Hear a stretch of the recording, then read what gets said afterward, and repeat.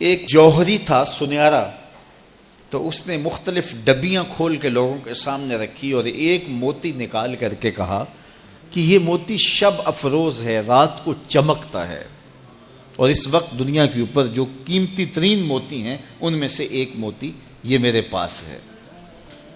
خیر اس نے اپنا سامان سمیٹا تو اس مجلس میں ایک چور بھی بیٹھا ہوا تھا، اس کے دل میں لالچ آ گئی، تو اس نے اس جوہری سے کہا کہ جناب کہاں کے ارادے ہیں؟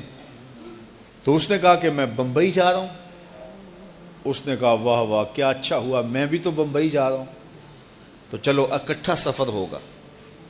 وہ جوہری سمجھ گیا اس کی نیت کے کھوٹ کو کہ یہ میرا ہم سفر تو نہیں ہے، اس کا دل آ گیا ہے اس موتی پہ اور مجھ سے ہر صورت یہ موتی چرانا چاہتا ہے۔ لیکن وہ بھی بڑا سمجھدار تھا، اس نے کہا آ جائیے کوئی بات نہیں۔ سفر چلتا رہا، رات ہوئی، جب سامان اتارا اور سونے کی تیاری کی تو وہ جو اس نیت سے ساتھ ہم سفر بنا تھا اس نے بھی اپنی قمیض اتار کے لٹکا دی، اور اس جوہری نے بھی۔ اس جوہری نے یوں کیا کہ نظر بچا کے وہ ڈبیا قیمتی موتی والی نکال کر کے اس کی جیب میں ڈال دی اور خود بے فکر ہو کے سو گیا۔ جب یہ خراٹے لینے لگا تو چور اٹھا، اس کا سامان ٹٹولا، اس کی جیبیں دیکھیں، سارا دیکھتا رہا۔ خیر دن چڑھ گیا، جوہری اٹھا، اس نے نظر بچا کر کے اس کی جیب میں ہاتھ ڈال کر کے وہ موتی اپنی جیب میں ڈال لیا۔ صبح جب ناشتے پہ بیٹھے تو اس چور نے باتوں ہی باتوں میں بات کی، وہ آپ کے موتی کی چمک شمک نظر نہیں آئی رات کو؟ تو وہ ہنس کے کہنے لگا نہیں میرے پاس ہی تو تھا، وہ جیب سے نکال کے سامنے رکھ دیا۔ دل ہی دل میں بڑا حیرت زدہ ہوا، میں نے تو سارا ٹٹولا، یہ اگر کہیں تھا تو مجھے کیوں نہیں ملا؟ چلو آج سے ہی۔ اگلا دن آیا تو پھر اس نے قمیض اتار کے رکھی اور اس نے نظر بچا کے اس کی قمیض میں وہ موتی ڈال دیا اور خود بے فکر ہو کے سو گیا۔ یہ ساری رات اس کے سامان میں، اس کے لباس میں تلاش کرتا رہا اور وہ مزے سے سویا رہا۔ صبح اٹھا اور نظر بچا کے اپنی جیب میں ڈال لیا۔ ناشتے پہ پھر بات کی کہ وہ آج بھی کوئی چمک شمک دکھائی نہیں دی۔ اس نے کہا میرے پاس ہی تھا، جیب میں ہاتھ ڈالا اور سامنے رکھ دیا۔ بڑا حیرت زدہ ہوا، دل ہی دل میں سوچا چلو کل صحیح۔ اس نے پھر ایسے کیا اور یہ ساری رات اس کا سامان ٹولتا رہا پوری تفصیل کے ساتھ۔ خیر جب صبح ہوئی تو اس نے پھر نظر بچا کے اپنی جیب میں وہ موتی رکھ لیا تھا۔ تو اس نے پوچھا وہ رات والا موتی آپ کا نظر نہیں آیا جس کو آپ کہتے تھے چمکتا ہے؟ کہا وہ ڈبیا میں رکھا ہے اس لیے چمک دکھائی نہیں دی، تھا تو میرے پاس ہی، اور جیب میں ہاتھ ڈالا اور سامنے رکھ دیا۔ یہ سر پکڑ کے بیٹھ گیا، میں روز اس کی جیب ٹٹولتا ہوں، سامان بھی دیکھتا ہوں، یہ رکھتا کہاں ہے؟ میں نے تو کوئی جگہ نہیں چھوڑی۔ اس نے کہا سچ بتاؤں میں تیرا ہم سفر نہیں تھا، میں چور تھا، میں تم کو بتا رہا ہوں۔ اب آپ میرے بھی استاد نکلے، مجھے اتنا بتاؤ کہ یہ موتی آپ رکھتے کہاں تھے؟ میں ساری رات ٹٹولتا رہا اور 3 دن ہو گئے مجھے، میں نے کوئی گوشہ نہیں چھوڑا، آپ کا سامان کھول کھول کے دیکھا ہے، آپ کا لباس الٹ پلٹ کے دیکھا، لیکن مجھے ملا ہی نہیں، یہ رکھتے کہاں تھے؟ مجھے یہ تو بتاؤ۔ اس نے کہا لوگوں کی جیب میں ٹٹولتے رہے، اپنی جیب میں ہاتھ ہی نہیں ڈالا۔ بلے شاہ اڈدیاں پھڑنے جڑا گھر بیٹھا ہے انہوں پڑھیا ہی نہیں۔ وَفِي أَنفُسِكُمْ أَفَلَا تُبْصِرُونَ، کہا تم کہاں اسے ڈھونڈ رہے ہو، ذرا اندر بھی اتر کے دیکھو، اندر اترو گے تو اس کا سراغ مل جائے گا۔ نہ مسجد وچ نہ مندر وچ، لب یار نو اپنے اندر وچ۔ جب اپنے اندر اترو گے تو پھر سراغ زندگی نصیب ہو جائے گا، عرفان ذات ہوگا تو پھر عرفان الہی نصیب ہوگا۔ لیکن ہم دائیں بائیں ڈھونڈنے نکلے لیکن اپنے اندر اتر کے نہ دیکھا، تو سراغ زندگی ملتا ہی تب ہے جب اس کی چوکھٹ پہ جھکنا بندہ سیکھ جاتا۔ تو اس کی چوکھٹ پہ جھک کر کے زندگی کی سربلندی حاصل کیجئے اور مقصد زندگی حاصل کیجئے۔ اپنی اولاد کو حضور علیہ السلام کے حسن کا ذکر سنائیے، حضور کے جمال کے تذکرے بتائیے۔ یہ انسانی فطرت ہے، یہ انسانی طبع ہے کہ اس کا حسن کی طرف میلان ہوتا ہے۔ جہاں بھی حسن ہو، چاہے وہ پھولوں کی نزاکت میں ہو، لطافت میں ہو، وہ قوس قزح کی رنگینی میں ہو، دھنک کی شوخیوں میں ہو، ساون کے چڑھتے بادلوں میں ہو، یا وہ جھیل کی بچھی ہوئی آنکھ میں ہو، یا پپیہے کی آواز میں ہو، بلبل کے خوبصورت لہجے میں ہو، کوئل کی دل نواز صدائے محبت میں ہو، حسن جہاں بھی ہوگا، جس روپ میں بھی ہوگا، دلکش ہوگا۔ تو جب یہ طے ہے کہ انسان طبعاً حسن کی طرف مائل ہوتا ہے، تو حضرت اقبال کہتے ہیں کہ پھر اس کو اس کا ذکر سناؤ اور اس کے حسن کی بات سناؤ، جہاں حسن بھی پانی بھرتا ہے، عشق بھی غلامی کرتا ہے۔ حضور کے حسن کا ذکر سناؤ۔ مکھ چند بدرشا متھے چمک دی لاٹ نورانی ہے، کالی زلف تے اکھ مخمور رکھی ہن مد بھریاں۔ کائنات میں بڑے سونے ہوں گے، بڑے جمیل اور حسین، مہوش اور خوبصورت ہوں گے، لیکن جو جمال اللہ نے آمنہ کے لال کو دیا وہ انہی کو ہی دیا ہے۔ لکھاں آئے لوگ زمانے تے محبوب خدا جیا کوئی نہیں، لکھاں آئے لوگ زمانے تے محبوب خدا جیا، لکھاں سونے بن بن بیندے نے او دی خاکے پا جیا کوئی نہیں، او دی خاکے پا جیا۔ جو حسن ان کے پاؤں کے ناخن میں رکھا ہے، جو حسن ان کی ایڑی میں رکھا ہے، اللہ اکبر، جو حسن ان کے تلووں سے نکلنے والی گرد میں رکھا ہے، ان کے نالین کے جوڑوں سے نکلنے والی دھول میں رکھا ہے، وہ کہکشاؤں میں بھی نہیں ہے۔ جس کے تلووں کا دھون ہے آب حیات، جس کے تلووں کا دھون آب حیات ہے، وہ جانے مسیحا ہمارا نبی۔ اللہ اکبر۔ حضرت میمونہ بنت کردم رضی اللہ تعالی عنہ صحابیہ ہیں، فرماتی مجھے شوق ہوا حضور کو دیکھنے کا، تو میں اپنے باپ کے ساتھ حضور کو دیکھنے آئی، اور حضور ناقہ پہ سوار تھے، چہرے کی چمک کہ آنکھ نہیں اٹھتی تھی، کہاں ہمت کے اس جمال کی تابشوں کی تاب لا سکیں۔ تو کہا میرے میں ہمت نہ پڑی کہ جمال روح محمد کا نظارہ کروں، تو میری نظر ادب سے اور جلووں کے وفور سے جھک گئی، تو میں حضور کا چہرہ تو نہ دیکھ پائی، لیکن حضور سواری پہ بیٹھے تھے تو میری نظر حضور کے مبارک قدموں پہ پڑی۔ فما نسیتو فیما نسیتو طولا اسباہو، فرماتے ہیں کہ حضور کی مبارک انگلی کی لمبائی اور اس کا جمال، اس کا اعتدال، اس کا حسن، فرمایا مدتیں گزر گئیں، ابھی تک وہ سحر اترتا ہی نہیں ہے، ابھی تک وہ نشہ ہی نہیں اترا۔ کہا چہرے کو تو نہیں دیکھ سکی، لیکن میں حضور کی مبارک پاؤں کی ایک انگلی کی زیارت کی ہے، اور میری نظر بس وہی پڑی، اور ایک لمحے کے لیے پڑی، اور دوبارہ دیکھنے کی تاب بھی نہیں ہوئی، لیکن حضور کی انگلی کا وہ جمال اب تک میرے خیالوں میں بسا ہوا ہے۔ یار جس کے مبارک پاؤں کی انگلی اتنی جمیل ہے کہ سال گزرنے کے بعد وہ سحر ختم نہیں ہوتا، اس کی پیشانی کی چمک کا عالم کیا ہوگا، اس کے رخساروں کا جمال کیسا ہوگا۔ تو ایک شاعر نے تو قلم توڑ دیا، اس نے کہا کہ قدموں پہ جبیں کو رہنے دو، قدموں پہ جبیں کو رہنے دو، چہرے کا تصور مشکل ہے۔ ذرا غور کیجئے، یہ میمونہ بنت کردم کی کہانی ہے، شاعر کی زبانی میمونہ بنت کردم کی کہانی، اور آپ کی سماعتوں کو چمک دے رہی ہے، اور میری زبان کو لطافت بخش رہی ہے۔ میری زبان میٹھی نہیں ہے، حضور کا نام میٹھا ہے۔ وہ کسی نے کہا تھا نا کہ میں بلبل خوش لہجائے گلزار نبی ہوں، میں بلبل خوش لہجائے گلزار نبی ہوں، میٹھی ہیں میری باتیں نمک خار نبی ہوں۔ میں میٹھا نہیں ہوں، میری زبان پہ جو نام ہے وہ نام میٹھا ہے۔ آپ کی سماعتوں میں رس گھل رہا ہے تو یہ نام محمد کی برکت ہے، اور روح کو تازگی مل رہی ہے، فرحت مل رہی ہے۔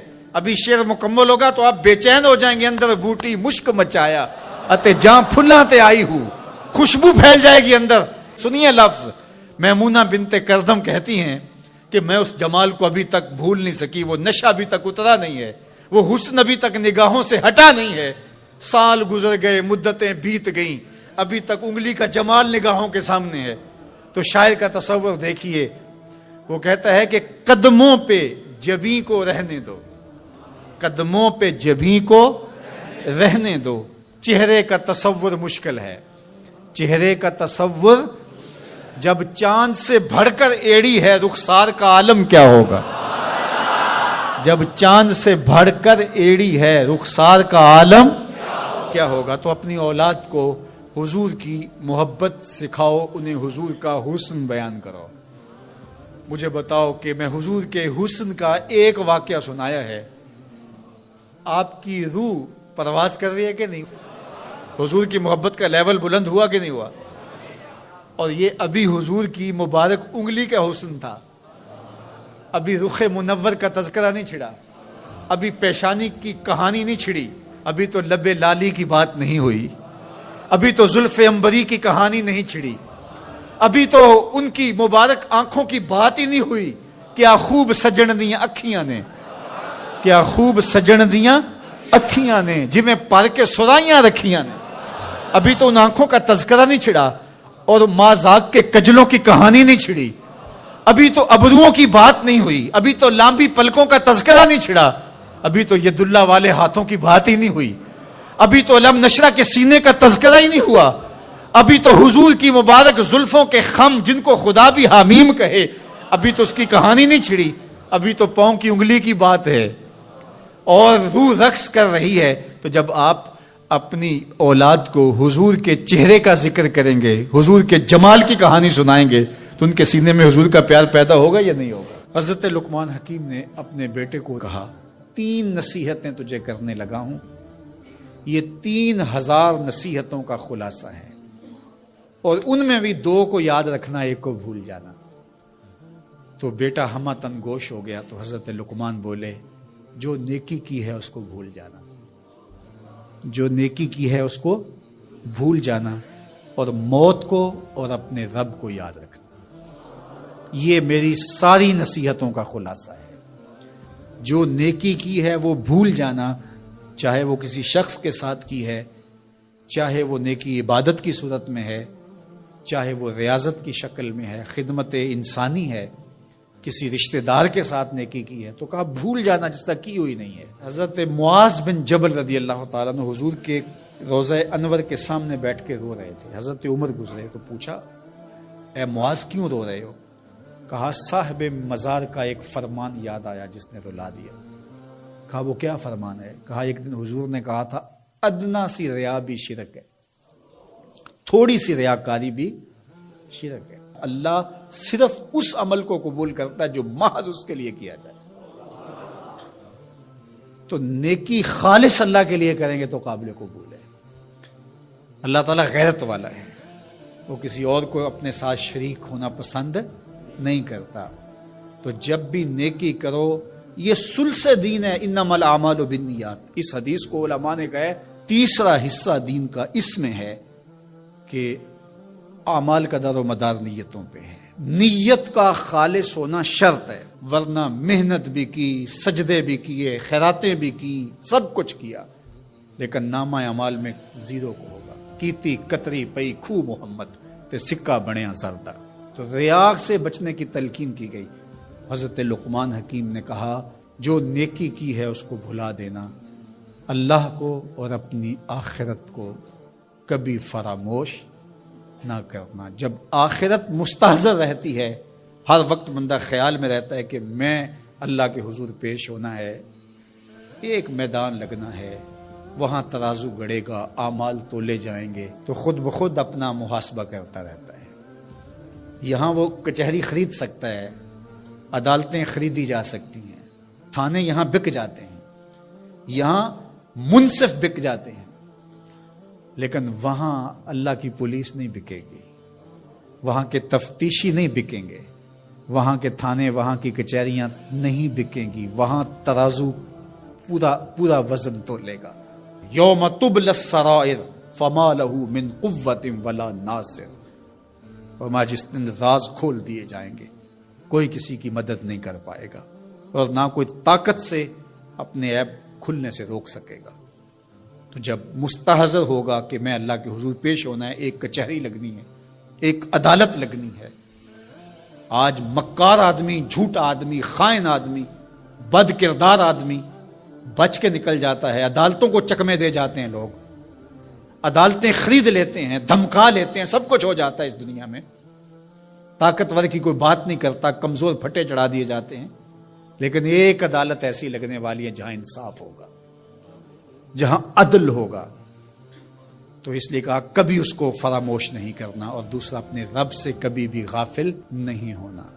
اپنے رب سے جو غافل ہو جاتا ہے وہ زندگی کے مقصد کو کھو بیٹھتا ہے، اور اسی کو رومی کہتے ہیں دنیا ہے یہ چیز دنیا از خدا غافل بدن۔ دنیا کیا ہے؟ کہا سونے چاندی ہیرے جواہرات کا نام دنیا نہیں ہے، خدا سے غافل ہو جانے کا نام دنیا ہے۔ تو اس لیے اللہ کے ذکر سے، اس کی یاد سے، اس سے کبھی بھی غافل نہیں ہونا چاہیے، اور اگر کوئی اس سے غافل ہو گیا تو سن لو، وَلَا تَكُونُوا كَالَّذِينَ نَسُوا اللَّهَ فَأَنسَاهُمْ أَنفُسَهُمْ أُولَٰئِكَ هُمُ الْفَاسِقُونَ۔ کہا ان لوگوں کی طرح نہ ہو جانا جو خدا سے غافل ہو گئے۔ تو جب وہ خدا سے غافل ہو گئے، اللہ نے انہیں ان کی ذاتوں سے بے خبر کر دیا۔ کسی نے کہا اقبال سے کہ تو نے خود ہی کا سبق کہاں سے لیا تھا؟ کہا قرآن کی اس آیت سے لیا تھا۔ اور یہ بات ذہن میں بٹھا لیں، اپنے لیے بھی اور اپنی اولادوں کی طبع میں راسخ کریں جیسے بھی ہو سکے، کہ ایک چیز کو بھول جانا ہے، جو نیکی ہو گئی بھول گئے، اور اللہ کو بھی یاد رکھنا ہے اور آخرت کو بھی یاد رکھنا ہے۔ یہ چیز یاد رہ گئی تو سمجھ جاؤ خیر ہے، اور اگر یہ دو چیزیں بھول گئی اور جو بھولنے کی چیز ہے وہ یاد رہی تو سمجھو ہم نے اپنا سب کچھ لٹا دیا۔ ایک خاتون آتی ہے، اس نے کہا حضور میرے لیے دعا کیجئے کہ میں جنت میں جاؤں۔ تو فرمایا بوڑھی عورتیں تو جنت میں نہیں جائیں گی۔ تو ظاہر ہے کہ یہ بات تو اس پر بڑی شاک گزری، پریشان ہو گئی، تو اس نے رونا شروع کر دیا۔ تو فرمایا نہیں بوڑھی عورتیں جنت میں نہیں جائیں گی۔ خاصی پریشان ہوئی تو حضور نے مسکرا کے کہا جو بھی جائیں گی جوان ہو کے جائیں گے، جنت میں بڑھاپا نہیں ہوگا، 33 سال کی عمر کا ہر شخص ہوگا، مرد بھی اور عورت۔ جردن مردن، داڑھی بھی نہیں ہوگی، مونچھیں بھی نہیں ہوں گی، اور صرف انبیاء علیہ السلام کی کچھ ذوات ہیں اعزاز کے طور پہ جن کی داڑیاں ہوں گی، باقی جردن مردن فرمایا گیا ہے۔ 33 سال کا عنفوان شباب، جوانیاں، تو بوڑھا کوئی بھی نہیں ہوگا۔ تو کہا کہ بوڑھی عورتیں تو جنت میں نہیں جائیں گی۔ اس طرح ایک شخص آیا، اس نے کہا جناب میں نے سفر پہ جانا ہے اور مجھے کوئی اونٹ عطا کر دیجیے۔ فرمایا میں تو اونٹ کا بچہ دوں گا۔ اس نے کہا حضور میں نے بچے کو کیا کرنا ہے، نہ بوجھ اٹھا سکے نہ سوار اس کے اوپر ہوا جا سکے۔ کہا میں تو بھائی بچہ ہی دوں گا۔ اس نے کہا حضور مجھے کوئی اونٹ دے دیجیے، میری ضرورت ہے۔ فرمایا میں تو بچہ ہی دوں گا۔ تو وہ بڑا پریشان ہوا، فرمایا مجھے بتا کوئی اونٹ ایسا ہے جو کسی اونٹ کا بچہ نہ ہو۔ تو یہ سچ بھی ہے اور مزہ بھی ہے۔ ایک صحابی تھے، وہ حضور علیہ الصلوۃ والسلام کے لیے دیہات کی چیزیں لایا کرتے تھے۔ وہ ہوتا نا ہمارے بھی دیہاتی دوست آتے ہیں، گڑ لے آتے ہیں، کوئی ساگ پات لے آتے ہیں۔ تو اس زمانے میں جو بھی دیہاتی چیزیں تھیں، تو وہ بدو تھا کسی دیہات کا، تو دیہات کی کوئی چیزیں لے آیا کرتا تھا، اور پھر حضور اس کو شہر کی چیزیں دیا کرتے تھے۔ اللہ اکبر۔ اور وہ گھاس لا کے شہر میں بیچتا تھا۔ تو ایک دن وہ بازار میں گھاس رکھ کے بیچ رہا تھا۔ حضور علیہ السلام چپکے سے پیچھے سے گئے اور اس کی آنکھوں پر ہاتھ رکھ دیا۔ اس کو ہماری زبان میں کہتے ہیں کولی بھرنا۔ کیا کہتے ہیں؟ کبھی آپ نے بھی کسی دوست کی کولی بھری ہوگی نا، جب کوئی آپ کا بڑا گوڑا دوست ہو، اس سے آپ کا ہلکا پھلکا مزاح بھی ہو، تو آپ پیچھے سے آ کے چپکے سے اس کی آنکھیں بند کر دیتے ہیں۔ آپ دیکھنا چاہتے ہیں کہ یہ ہر وقت میرا ذکر کرتا رہتا ہے، میں دیکھوں کہ اب اس کے لب پہ سب سے پہلے کس کا نام آتا ہے۔ ایسا ہی ہوتا ہے نا کہ بندہ پوچھتا ہے کہ کس نے میری آنکھوں پہ ہاتھ رکھے ہیں، اور انسان کے دماغ میں پہلے وہ نام آتے ہیں جن سے وہ بڑی محبت کرتا ہے۔ تو کولی بھرنے کا مقصد ہی یہ ہوتا ہے کہ میں دیکھوں کہ میرا نام کس نمبر پہ آتا ہے، اور اس کی کوشش ہوتی ہے کہ میں پہلی مرتبہ ہی بوجھ لوں۔ اللہ اکبر۔ تو حضور نے آ کے کولی بھر لی۔ اب حضور کے ہاتھ آنکھوں پہ آئے ہوں اور سینوں تک ٹھنڈ نہ گئی ہو، یہ کیسے ہو سکتا ہے؟ تو حضور نے کولی بھر لی، لیکن حضور اس کی آنکھیں دبا رہے ہیں اور وہ بولتا ہی نہیں، وہ بولتا ہی نہیں ہے۔ اور میں کہتا ہوں اس نے کبھی بھی نہیں بولنا تھا۔ سفنے دے وچ ماہی ملیا، سفنے دے وچ ماہی ملیا تے گل وچ پا لیاں باواں۔ سفنے دے وچ ماہی ملیا تے گل وچ پا لیاں باواں، ڈر دی ماری اکھ نہ کھولا متے پھر وچھڑ نہ جاواں۔ حضور آنکھیں دبا رہے ہیں، وہ آنکھیں نہیں کھولتا، بلکہ اس نے کیا کیا، اپنی کمر کو پیچھے کر کے حضور کے سینے سے جوڑ کے رگڑنا شروع کر دیا۔ پھر حضور خود ہی بولے، فرمایا اس غلام کو کون خریدے گا؟ اس نے کہا حضور مجھے کس نے خریدنا، میں تو بہت سستا ہوں۔ تو میرے حضور نے فرمایا تو بہت مہنگا ہے، تو بہت مہنگا ہے۔ فرمایا کرتے تھے یہ ہمارا دیہات ہے، ہم اس کے شہر ہیں۔ تو یہ حضور کا مزاح ہے۔ تو مزاح کرنا جائز ہے، لیکن حضور نے آ کے کولی بھری نا، کسی صحابی کو جرأت تو نہیں ہے کہ آ کے حضور کی کولی بھر لے۔ تو چھوٹا بڑے سے مزاح نہ کرے، بڑا چھوٹے سے مزاح کرے۔ ہر دور میں ایسا ہوا ہے کہ جب کسی کو سمجھایا جائے اور اس کا نفس نہ مان رہا ہو، اس کے نفس پہ شاک ہو، تو وہ پھر کب بات مانتا ہے؟ جب میرے حضور نے لوگوں کو سمجھایا کہ تم غلط راہوں پہ ہو تو وہ ماننے کے لیے تیار تھے، لیکن کیا یہ کہہ کے راستہ فرار کا اختیار کیا گیا کہ یہ دور نہیں رہا کہنے کا ٹھیک ہے اپنی مرضی جائیں جہنم میں؟ کہا نہیں، تم مانو نہ مانو میں تمہاری دہلیز تک پہنچ کے اللہ کا پیغام پہنچاؤں گا۔ تو کیا آج اگر کوئی بچہ ہمارے پہ ناراض ہو جاتا ہے سختی کرنے کی وجہ سے، تو اس کی ناراضگی کے ڈر کی وجہ سے اس کو ہم نہیں کہیں گے؟ تو ایسا نہیں ہوتا۔ وقتی طور پہ اگر اس کو سمجھ نہیں بھی آ رہی، لیکن ایک وقت آئے گا وہ سمجھے گا کہ میرا خیر خواہ یہ تھا۔ وہ استاد، وہ مربی ہمارے جنہوں نے سختی کی ہمارے اوپر، اور پھر آج ہم کسی منزل پہ اگر پہنچے تو ہم ان کے شکر گزار ہوتے ہیں کہ نہیں ہوتے؟ کہ فلاں استاد فلاں زمانے میں بڑی سختی کی، لیکن ہم پڑھے ہی اس کی وجہ سے ہیں۔ تو ماں باپ سختی کرتا ہے، بچپنے کی عمر، لڑکپن کا زمانہ، تو اولاد کو بعض کا ماں باپ کی باتیں جو ہیں وہ اچھی نہیں بھی لگتی، لیکن ماں باپ کا ایک حیا ادب ہوتا ہے تو قبول تو ان کو کرنا ہی پڑتا ہے۔ اس وقت وہ کہتے ہیں شاید ماں باپ ہمارے پہ ناجائز سختی کر رہے ہیں، لیکن ایک وقت آتا ہے تو وہ سمجھتے ہیں کہ ہم سنور کے نکھر کے جو معاشرے کا حسن بنے، یہ ماں باپ نے تراشا تھا تو ایسے بنے، پھر وہ ماں باپ کے شکر گزار ہوتے ہیں۔ تو اس لیے آپ کسی سے ہمدردی کریں تو وقتی طور پہ تو اس کو تکلیف ہوگی، لیکن بعد میں آپ کا شکر گزار ہوگا۔ علامہ رومی نے اس پر ایک بڑی خوبصورت مثال دی۔ کہتے ہیں ایک شخص درخت کے نیچے لیٹا ہوا تھا اور خراٹے لے رہا تھا۔ ایک چھوٹا سا سانپ آیا اور اس کے منہ کے اندر گھس گیا، اور ایک شخص گزر رہا تھا، اس نے دیکھ لیا۔ وہ بڑا پریشان ہوا کہ اگر میں نے اس کو بیدار کر کے کہا کہ تیرے اندر سانپ گھس گیا ہے تو یہ خوف سے مر جائے گا، اب کیا کروں؟ تو اس نے ایک چھڑی سے اس کو زور سے مارا، وہ ہڑبڑا کے اٹھا۔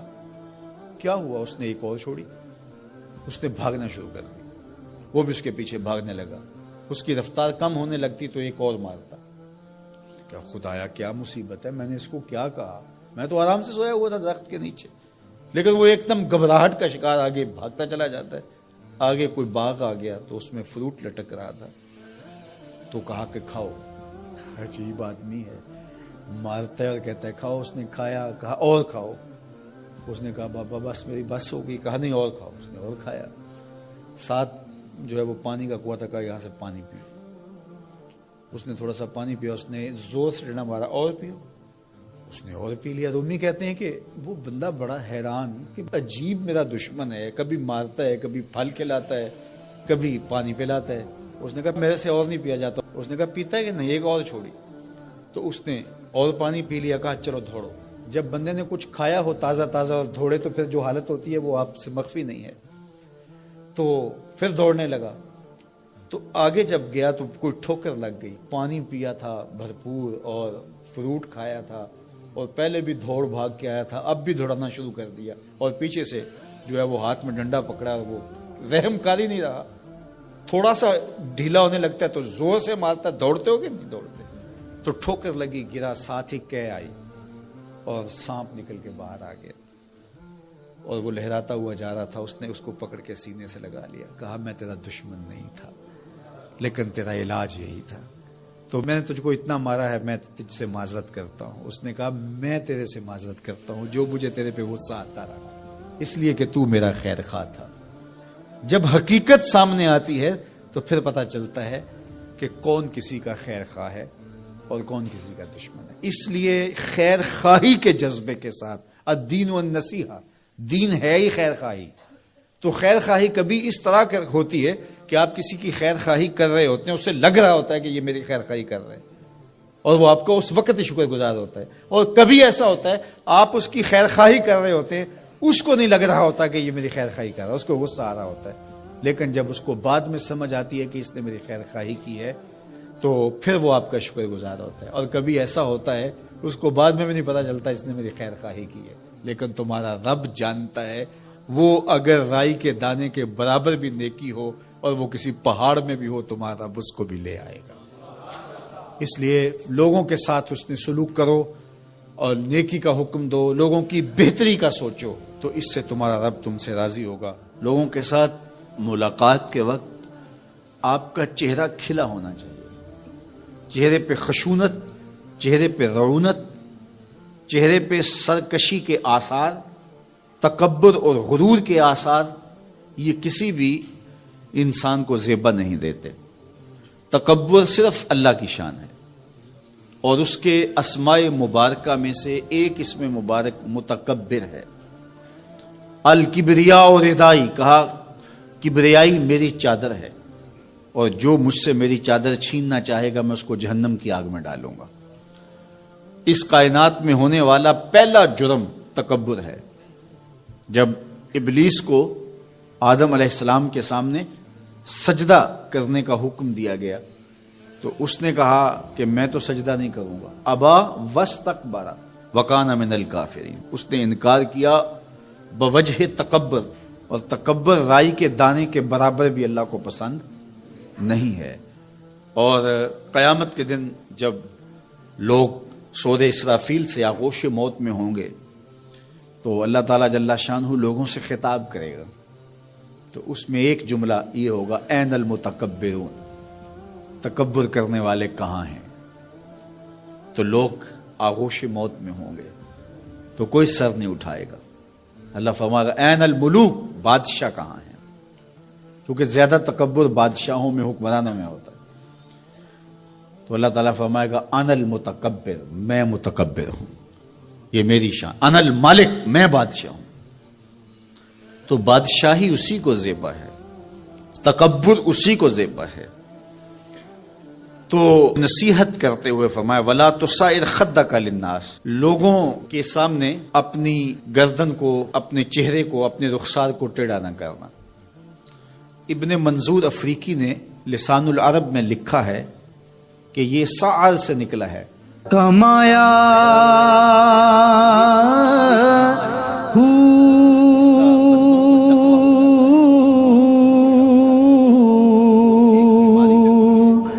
نام بھج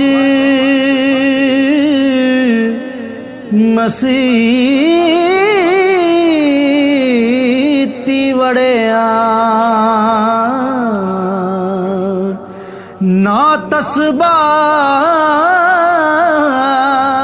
تمہارا چہرہ اچھا نہیں لگتا، اس پہ خشونت، اس کے اوپر غصہ، اس چہرے کے اوپر جو ہے وہ وحشت اچھی نہیں لگتی. اس چہرے کے اوپر تبسم اور مسکراہٹ اچھا لگتا ہے. یہ چہرہ ہنستا ہوا گلاب جیسا ہی اچھا لگتا ہے. تو اپنے رخسار کو ٹیڑھا نہ کرو، اپنے لہجوں کو خوبصورت بناؤ، آنے والے سے خندہ پیشانی سے ملو، اور لوگوں کے ساتھ تمہارے رویوں کی خوبصورتی تمہارے چہروں سے دکھائی دے. علامہ آلوسی کہتے ہیں کہ بعض کا بندہ کسی کے سامنے بچھ ہی جاتا ہے.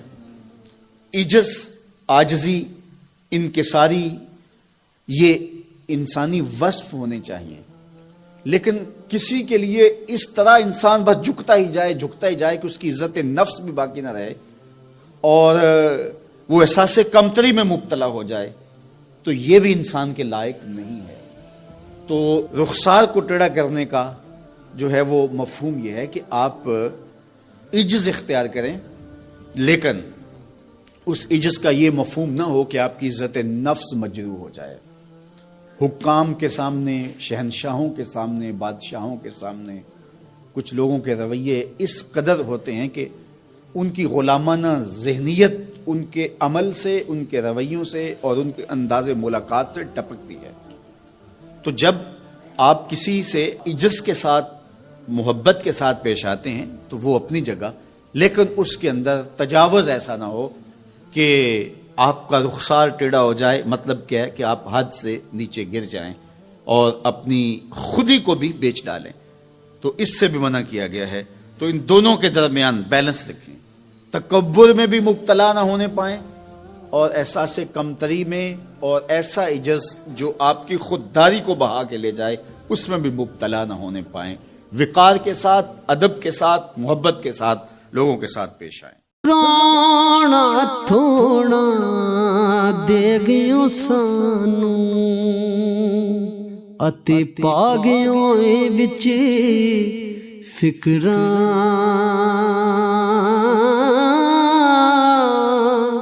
پاٹی لیر پرانی وانگوں تے ٹنگ گیوں وچ ککراں.